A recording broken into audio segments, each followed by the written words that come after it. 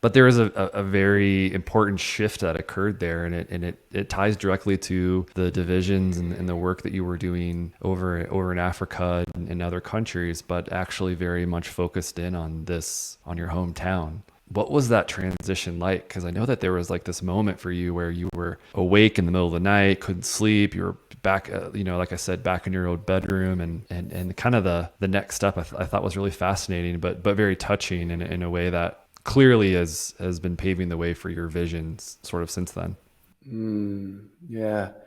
So I basically spent 6 years living around the world. I had a backpack and I was bouncing from country to country, setting up this infrastructure for the program. Probably some of the highlights of my life, right? And the amount that I learned. And then unexpectedly, as you said, I ended up back in Baltimore. What was probably meant to be a quick stop. And I'm at this beautiful, loving home cooked meal, which I hadn't had in way too long. Mm-hmm. I end up back in my room and I'm tossing and turning, and I can't shut my mind off. There's something that's nagging at me that I can't quite figure out what it is. The sun comes up the next morning. I haven't slept a wink, going through culture shock and jet lag. I'm tired. And I grab the keys to my car and I put some clothes on and I just start driving, and I end up on North Avenue heading west in Baltimore City.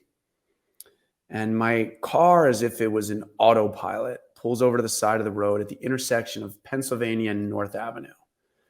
For the listeners who aren't from Baltimore, this is the intersection that 9 years later in 2015 would be the epicenter of the Freddie Gray uprising in our city. This was a part of Baltimore, although I grew up less than 3 miles from there, that I had been made to believe my entire life that I wouldn't be welcome in and that I wouldn't be safe in. Right or wrong, that was the narrative that existed then and that continues to exist today. So I'm pulled over on the side of the road and I turn off the ignition and I go to reach for the handle to get out. And I have this panic moment where I actually ask myself, Chris, will I be safe? And is this a good idea?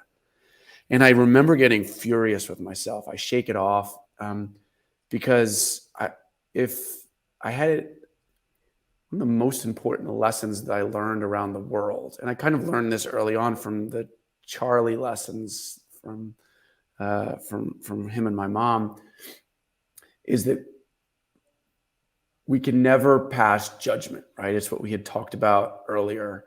And that true growth, the answers to the questions that keep us up at night, only come on the other sides of our comfort zones.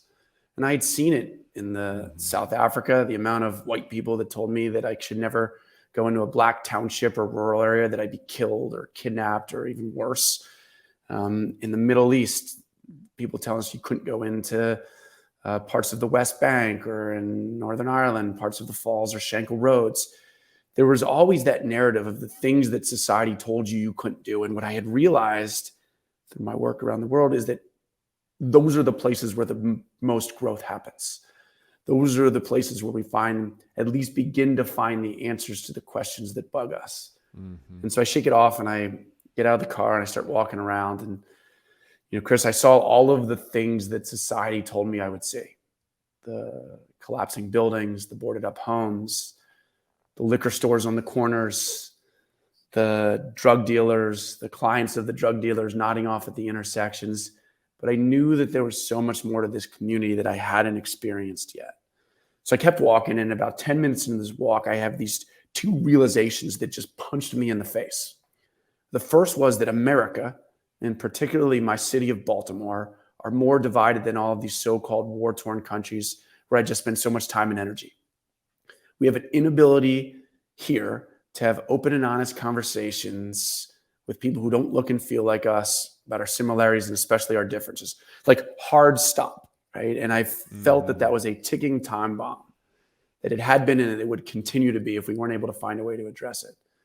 The second realization was that real estate, the control and ownership of land, is the most powerful connected industry on the planet. Whether we're aware of it or not, it touches every single one of us, every single moment of every single day. The schools we send our kids to, the parks we play in, the shops we shop at, the homes we live in, the streets we drive in, have all been meticulously planned out and thought through by the people who control and own the land. And the realization was that even or especially with that power and connectivity, historically, the real estate industry has done more to divide and keep us apart than actually bring us together. Mm. So now I'm furious, right? I've just spent all these years all over the world with this realization that my city's even more divided than all these places. And the industry that my family was in, the real estate industry, that I had missed this for all of these years. How had I not seen it? How did it take me going to see how the ownership of land and the control of it separated the blacks from the whites in South Africa through the township system?